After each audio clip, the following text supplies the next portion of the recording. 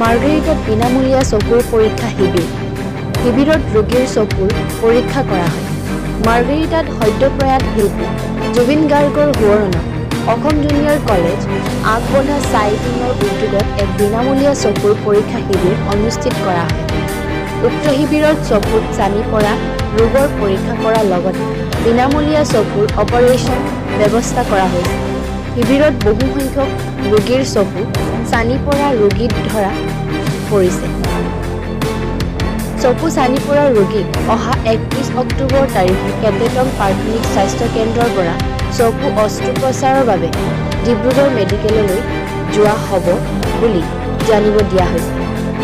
কাৰ্যসূচী অনুসৰি পুৱা জুবিন গাৰ্গৰ প্ৰতিছবিত বন্তি প্ৰজ্বলন তথা শ্ৰদ্ধাঞ্জলি কাৰ্যসূচীৰে অনুষ্ঠানৰ পাতনি মেলা হয়। বন্তি প্ৰজ্বলন কৰে কেটেটং গাঁও পঞ্চায়তৰ সভানেত্ৰী মঞ্জু চেত্ৰীয়ে।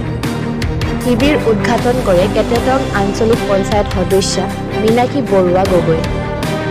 চিকিৎসা শিবিৰটোত চিকিৎসা সেৱা আগবঢ়ায় চিকিৎসক অমূল্য গোহাঁই।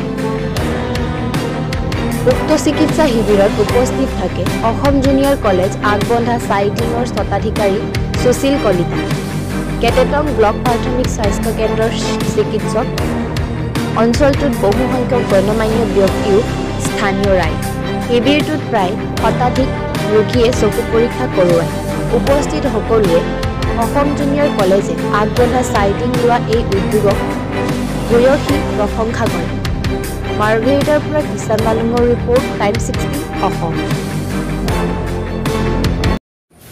অসম জুনিয়ৰ কলেজৰ প্ৰিন্সিপাল শ্ৰী পিংকু কলিতাক ধন্যবাদ জনাই আৰু আজি আমাৰ কিষাণ লামা আৰু বিকাশ বৰুৱা তেওঁলোকে প্ৰায় সমাজৰ কাম কৰিয়েও আহিছে আৰু তেওঁলোকে এদিন মোৰ লগতো বহি তেওঁলোকে আলোচনা কৰিলে যে আমি গাঁৱৰ একেবাৰে ভিতৰুৱা অঞ্চলৰ যিবিলাক দুখীয়া চকুৰে ভালকৈ দেখি নাপায় তেওঁলোকৰ চকু চিকিৎসা বিনামূলীয়া হিচাপে কৰিবলৈ বিচাৰিছোঁ।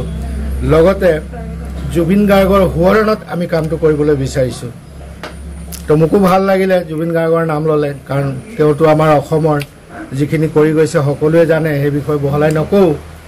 ভাল লাগে, মই ক'লোঁ ঠিক আছে তোমালোকে কামখিনি কৰি আগবাঢ়ি যোৱা, মই যিখিনি পাৰোঁ আপোনালোকক সহায় কৰিব পাৰিম, তাকেও বেছি নহয় আৰু যিখিনি পাৰোঁ। তেওঁলোকে ক'লে হ'ব ছাৰ, আপুনি যেতিয়া লগত আছে আমি কৰিম। গতিকে খুব ভাল লাগিলে আৰু আজি এই শুভক্ষণত আহিলোঁ, আহি মানে জুবিন গাৰ্গকো শ্ৰদ্ধাঞ্জলি জনালোঁ, লগতে কামটো কেনেকৈ হৈছে চালোঁ, খুব ধুনীয়া হৈছে। বহুত মানুহ প্ৰেজেণ্ট আছে আজি চকু চিকিৎসা কৰিবৰ কাৰণে। তাৰ কাৰণে মই পুনৰ আমাৰ গাঁও পঞ্চায়তত থকা সভানেত্ৰীসকল, লগতে আমাৰ প্ৰেচিডেণ্ট বাইদেউ আছে আৰু ইয়াৰ কৰ্মকৰ্তাখিনিও আছে। খুব ভাল লাগিছে সকলোৱে যে একগোট হয় ইমান কামৰ মাজতো সহায় কৰিছে, তাৰ কাৰণে মই খুব সুখী মানে। আৰু এইবিলাক কাম কৰিব পাৰিলে ভালো লাগে। আমিতো তেনেকৈ সুবিধা নাপাওঁৱে আৰু জাষ্ট পঢ়া শুনাৰ লগতে ব্যস্ত হৈ থাকোঁ। কোনোবা গ'লে আৰু অলপ চলপ আগবাঢ়ি আহোঁ। সেইকাৰণে সৰ্বশেষত আকৌ এবাৰ মই কিষাণ লামা আৰু বিকাশ বৰুৱাক ধন্যবাদ জনাইছোঁ। এইকাৰণে জনাইছোঁ যে কামটো বহুত ধুনীয়া হৈছে। ইমানখিনিয়ে কৈ মোৰ বক্তব্য সামৰণি মাৰিছোঁ। ধন্যবাদ। কলেজৰ স্বত্বাধিকাৰী আৰু লগতে অসম জুনিয়ৰ কলেজৰ বিষয়ববীয়াসকলক আজি চকুৰ চিকিৎসা বিনামূলীয়া যি শিবিৰ আমাৰ কেটেটং পঞ্চায়তৰ স্বাস্থ্য শিবিৰত অনুষ্ঠিত কৰিছে আৰু তেখেতলোকে ইমান মহান কাম এটা কৰিবলৈ আগবাঢ়ি অহাৰ কাৰণে মই ধন্যবাদ জনাইছোঁ।